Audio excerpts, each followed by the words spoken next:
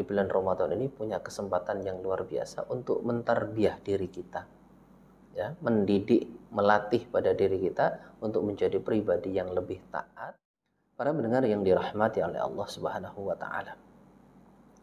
Alhamdulillah kita oleh Allah diberikan umur panjang yang barokah sehingga kita bisa menjumpai bulan Ramadan tahun ini 1443 Hijriah. Nah, yang perlu kita pahami bahwa bulan Ramadan adalah bulan tarbiyah, ya. Bulan tarbiyah, bulan pendidikan. Pendidikan bagi kita semua umat Islam. Bagaimana kita mendidik diri kita, melatih diri kita untuk menjadi pribadi yang jauh lebih baik, menjadi pribadi yang lebih taat, menjadi pribadi yang lebih bertakwa kepada Allah Subhanahu wa taala.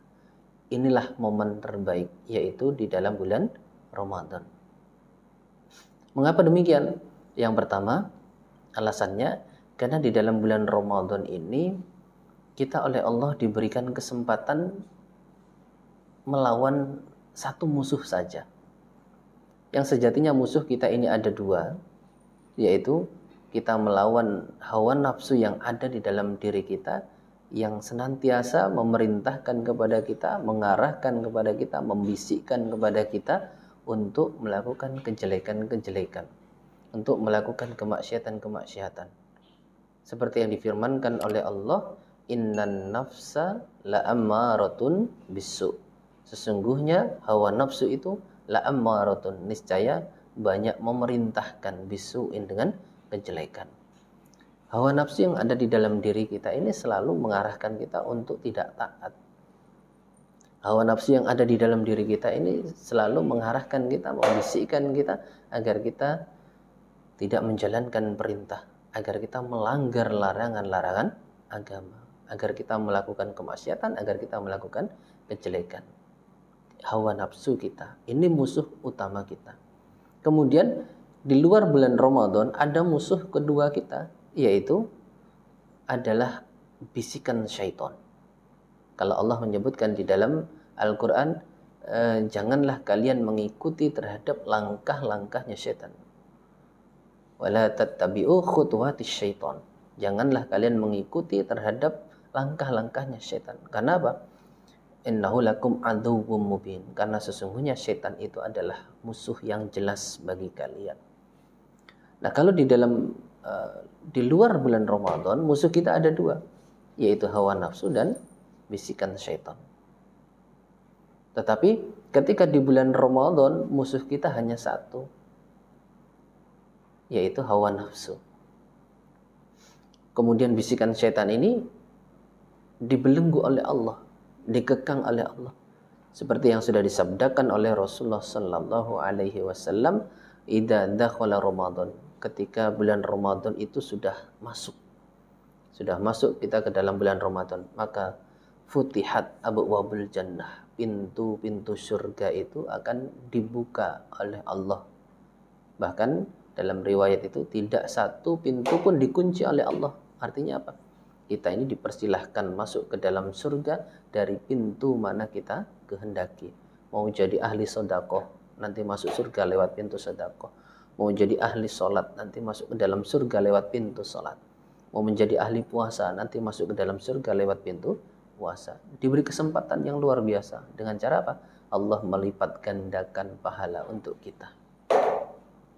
Melipat gandakan pahala untuk kita, sehingga banyak kesempatan untuk bisa masuk ke dalam surga ini dari pintu manapun. Kemudian yang kedua, wa ghulliqat abwabun nar, pintu neraka dikunci oleh Allah. Kalau dalam hadis lain, falam yuftah minha babun, satu pintu pun tidak ada yang dibuka oleh Allah, pintu neraka itu. Berarti ini kinayahnya adalah Allah memberikan kesempatan kita untuk segera bertaubat, agar apa? Dosa-dosa kita terampuni dan tidak ada kesempatan untuk berbuat dosa masuk ke sehingga memasukkan kita ke dalam neraka. Nah, kemudian kefadalan lagi dalam bulan Ramadan itu adalah wa sulsilatis syayatin. Nah, itu wa sulsilatis syayatin. Sifat syaitan itu dikekang oleh Allah, dirantai oleh Allah. Wa maradatul jinni juga begitu. Berkeliarannya jin yang mempunyai sifat setan itu dibelenggu oleh Allah. Sehingga praktis kita di dalam bulan Ramadan ini hanya melawan musuh kita yang ada di dalam diri kita, yaitu hawa nafsu. Maka inilah kesempatan kita di dalam bulan Ramadan ini, karena syaitan itu dibelenggu oleh Allah, maka kita di bulan Ramadan ini punya kesempatan yang luar biasa untuk mentarbiyah diri kita, ya, mendidik, melatih pada diri kita untuk menjadi pribadi yang lebih taat, untuk menjadi pribadi yang lebih takwa kepada Allah Subhanahu wa Ta'ala, dan menjadi pribadi yang jauh lebih baik lagi. Para pendengar yang dirahmati oleh Allah Subhanahu wa Ta'ala, fokus kita dalam tarbiyah di dalam bulan Ramadan ini tentunya adalah tentang bagaimana kita bisa melaksanakan perintah-perintah Allah, dan juga bagaimana kita bisa menjauhi larangan-larangan Allah, serta kita bisa bagaimana melaksanakan taubat kepada Allah dengan taubatan nasuha. Itu inti dari tarbiyah di dalam bulan Ramadan. Yang pertama, di dalam bulan Ramadan ini yang perlu kita utamakan, yang pertama kali kita lakukan adalah muhasabah. Ya, kita muhasabah dulu. Nah, kalau sudah kita kemudian muhasabah ini, kita ketemu bagaimana amalan kita, bagaimana dosa-dosa kita, maka kita berusaha untuk memperbaiki, dan itulah yang dinamakan sebagai tarbiyah. Kita berusaha mendidik, melatih diri kita untuk jauh lebih baik. Kalau kita jumpai amalan tadi kurang, kita lanjutkan, kita tingkatkan amalan kita. Kalau kita jumpai dosa itu masih banyak, kita bertaubat. Inilah fungsinya salah satu kita mentarbiyah diri kita, mendidik diri kita, melatih diri kita untuk menjadi pribadi yang jauh lebih baik lagi. Yang pertama yang kita lakukan pada saat kita mentarbiyah diri kita adalah muhasabah dulu. Kita hisab dulu diri kita, mana amalan kita, mana dosa kita.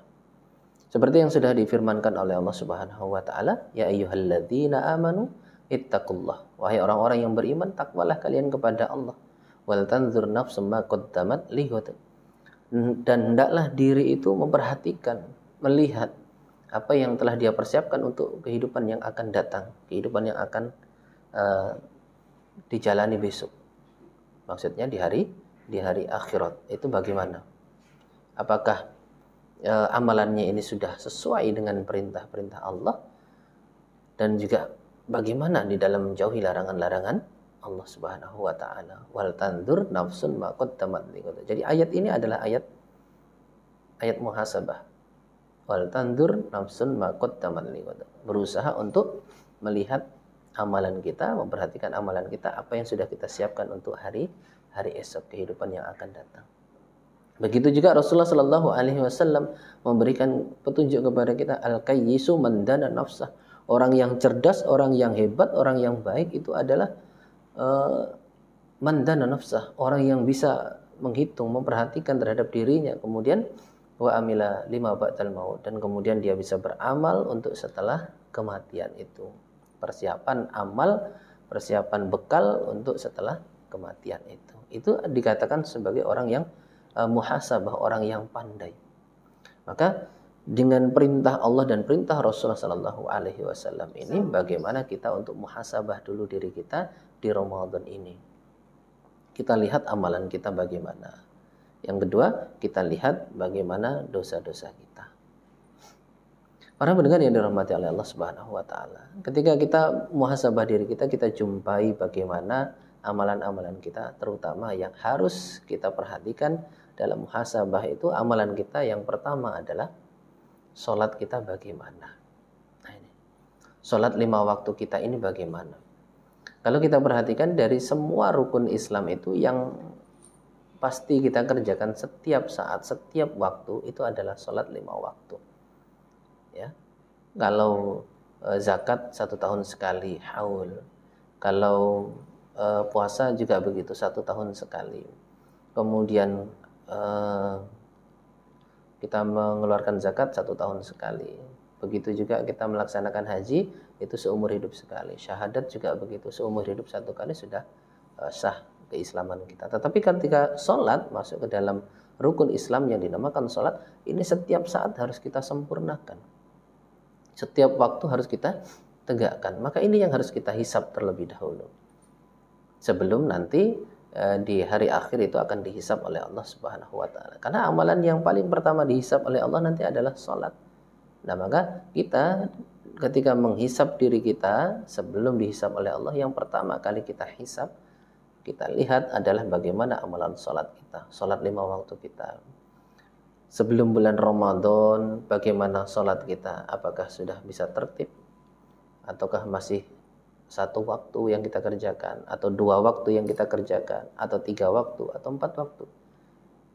Maka kita sempurnakan menjadi 5 waktu. Dan pendidikannya, berlatihnya adalah di saat bulan Ramadan ini, ketika syaitan itu dibelenggu oleh Allah dan kita hanya melawan hawa nafsu kita sendiri. Kita usahakan, kita coba bagaimana kita berlatih untuk di bulan Ramadan ini mentertibkan sholat 5 waktu kita. Ya, Allah berfirman sudah, aqimus sholah, tegakkan sholat. Kita harus menyadari itu, aqimus sholah, tegakkan sholat. Berarti Allah memerintahkan kepada kita, hafidhu ala sholawati was sholatil wusta wa qumu lillahi qanitin. Jagalah sholat kalian. Ya, sholat 5 waktu itu supaya dijaga, ditegakkan. Sebab innas sholata kanat alal mu'minina kitaban mawquta. Karena sholat itu adalah ibadah yang sudah ditentukan waktunya oleh Allah Subhanahu wa taala. Maka kita berusaha bagaimana untuk menegakkan sholat kita.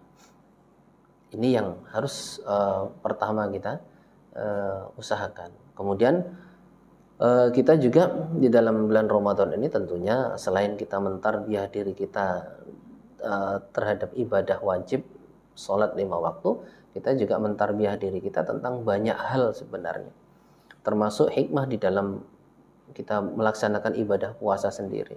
Di situ banyak hikmah yang terkandung, melatih kesabaran kita, ya, melatih kepekaan kita, melatih bagaimana kita bisa melaksanakan infak, sedekah dengan zakat itu, bagaimana kita bisa melatih diri kita dengan hal-hal yang baik, terhadap hal-hal yang baik, terutama adalah ketaatan kepada Allah Subhanahu wa taala. Itu yang paling penting. Sehingga dengan berlatih kita di dalam bulan Ramadan ini, hablum minallah kita baik, hablum minan nas kita juga semakin baik.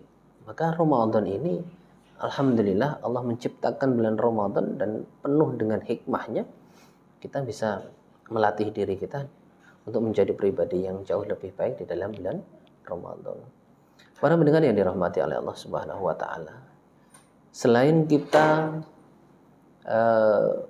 mentarbiyah diri kita tentang kebaikan-kebaikan dan juga amalan-amalan yang wajib yang harus kita kerjakan, kita juga harus mentarbiyah diri kita untuk menjauhi larangan. Ini yang penting.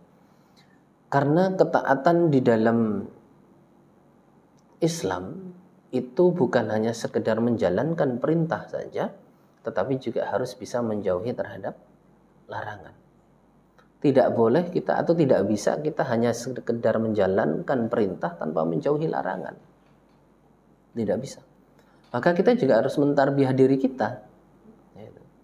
Mentarbiyah diri kita, mendidik diri kita, melatih diri kita, bukan hanya sekedar taat kepada perintah-perintah Allah, tetapi juga ketika ada kita menjumpai larangan, kita jauhi dengan sejauh-jauhnya. Dan itu juga harus kita latih. Banyak larangan-larangan di dalam syariat agama Islam ini yang kemudian kita jumpai di dalam Al-Quran maupun di dalam As-Sunnah, di dalam Al-Hadis. Nah, kalau kita jumpai maka kita jauhi dengan sejauh-jauhnya. Contoh misalnya, di dalam Islam diharamkan yang namanya judi, diharamkan yang namanya khomer, termasuk khomer adalah obat-obatan terlarang, sabu-sabu dan lain sebagainya, itu juga diharamkan. Nah, kita bagaimana di dalam bulan Ramadan ini berusaha untuk bisa menjadi semakin taat, selain menjalankan perintah, kita juga berusaha untuk menjauhi larangan-larangan Allah. Contoh, Allah memberikan petunjuk kepada kita. Allah berfirman, innamal khamru wal maisir wal ansabu wal azlam rijzun min amalis syaitan fajtanibuhu. Rijzun min amalis syaitan fajtanibuhu. Jadi sesungguhnya khomer, sesungguhnya judi, sesungguhnya mengundi nasib dan juga berhala itu adalah rijzun, sesuatu yang najis, sesuatu yang kotor, yang jelek. Min amali syaitan, termasuk perbuatan syaitan. Fajtanibuhu, maka jauhilah. Nah, ini diharamkan. Begitu juga wala taqrabuz zina innahu kana fahisah wa sa'a sabila. Jauhilah zina. Jangan mendekati perbuatan zina.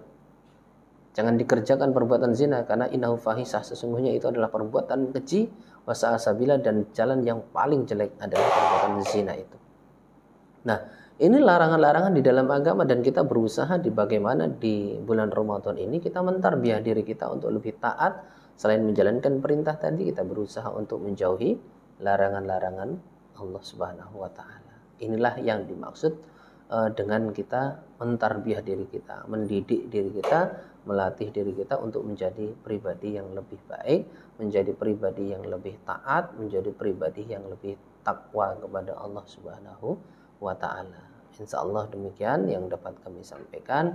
Apabila ada kekurangan kami mohon maaf yang sebesar-besarnya. Kembali kepada Mbak Wina. Baik,